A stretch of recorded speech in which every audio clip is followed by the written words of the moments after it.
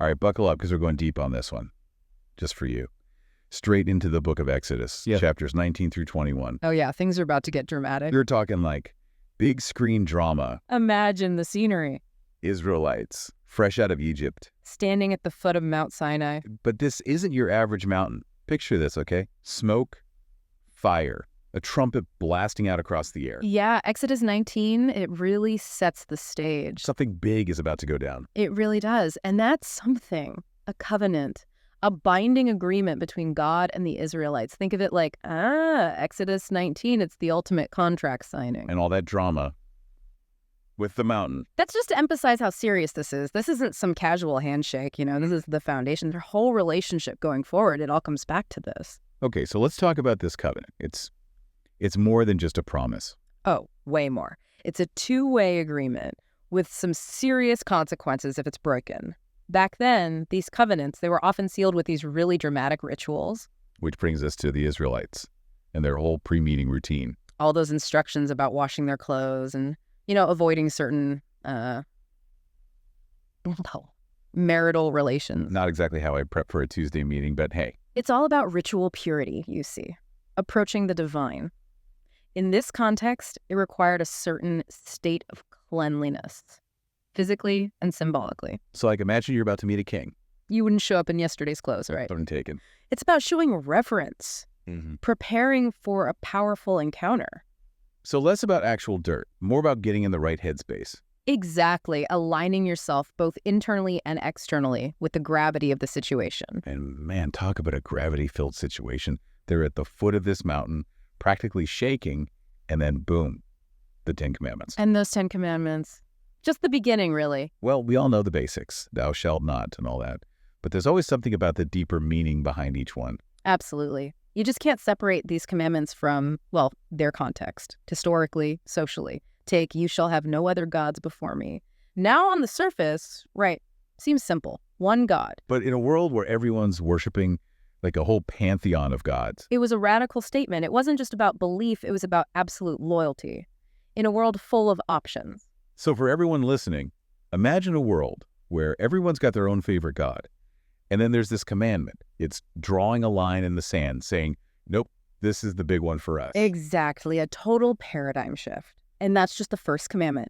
Take, for instance, remember the Sabbath day to keep it holy.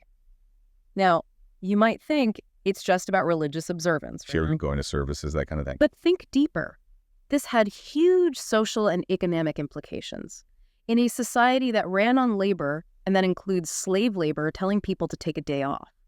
That was a big deal. Hold on. Are you saying the concept of the weekend is because of this ancient commandment? In a way, yes. Forcing slave owners to give a day off. It challenged the whole power structure, even if it was just for a day.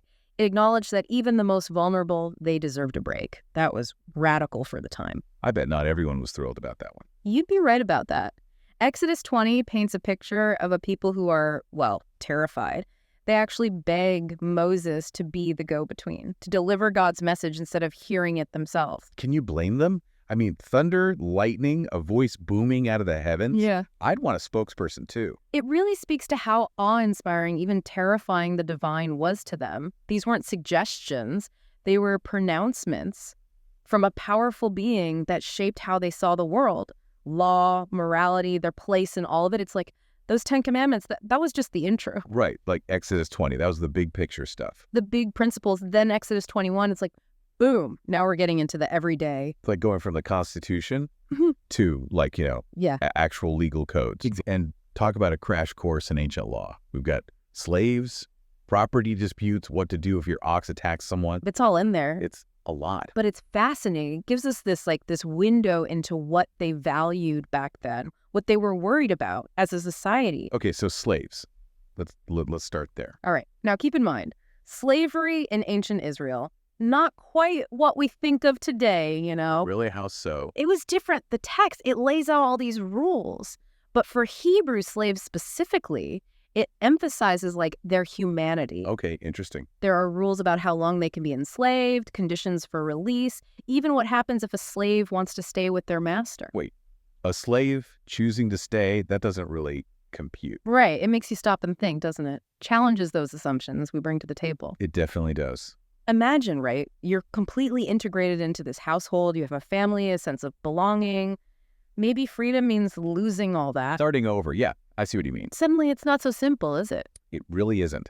And it's a good reminder that these ancient texts, these aren't just stories. They're about real people making really tough choices in a totally different world. Exactly. And it makes you think, right, about how we're defining freedom today.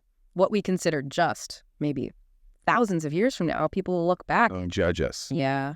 Makes you think. It does. Okay, so speaking of judging, what about those punishments? Yeah. Eye for an eye and all that.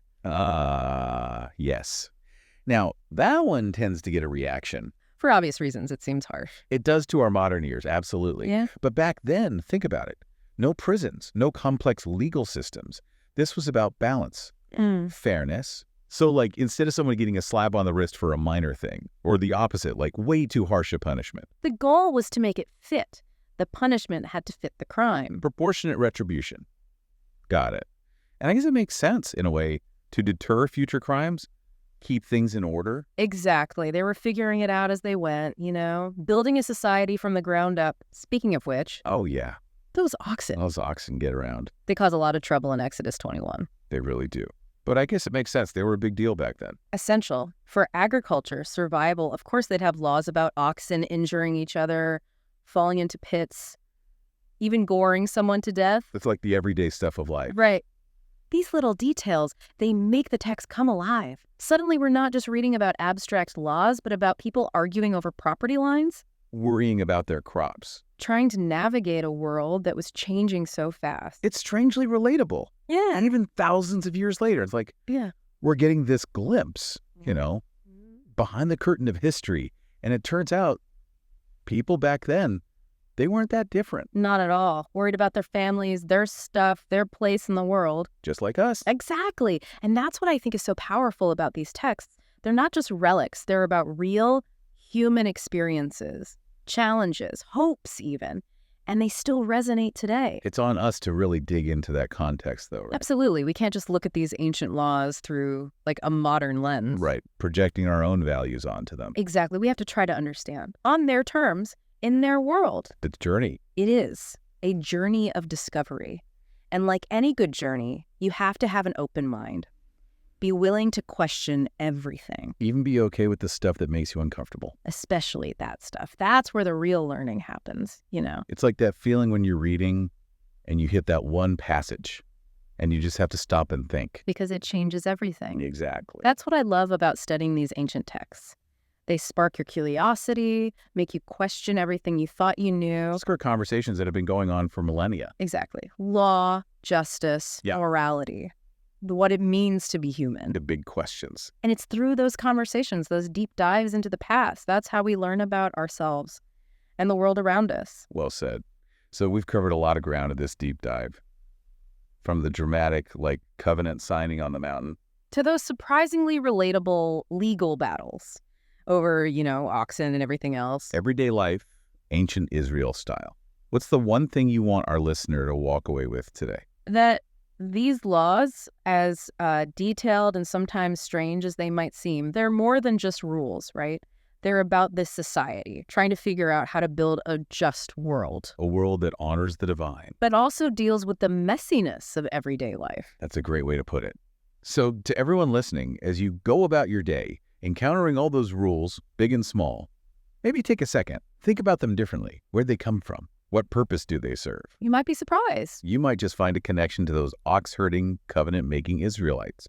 Until next time, keep exploring, keep asking questions, and keep diving deep. Welcome to Charlie and Mia's podcast. We're embarking on an exciting journey to read through the entire Bible in just 1 year. Every day, we dive into Scripture, exploring its meanings and how it applies to our lives today. We invite you to join us on this incredible adventure of learning and discovery. Don't forget to subscribe to our channel so you never miss an episode.